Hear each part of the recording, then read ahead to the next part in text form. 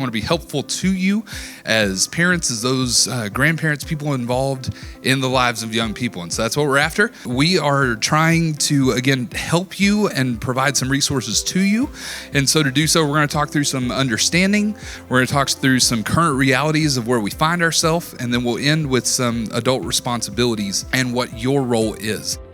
Today's teens, Gen Z, these kids live in a nonstop news cycle. These students receive information from around the world. That's worldwide news.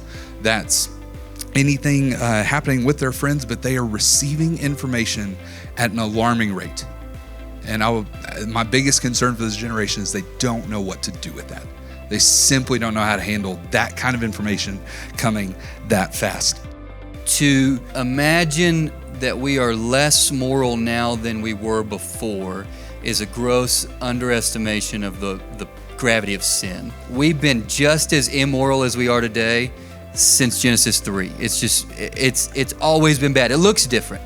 Mark Twain is credited as saying, history doesn't repeat itself, but it certainly rhymes.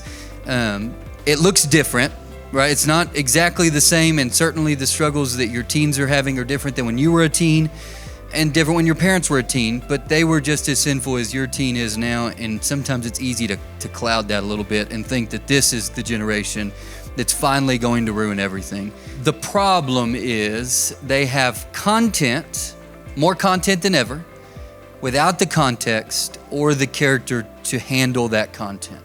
One of the things that I try to teach parents is teach primarily principles rather than simply teaching rules. It's not going to osmotically happen that your kids just kind of morph into people who follow the Lord because you do.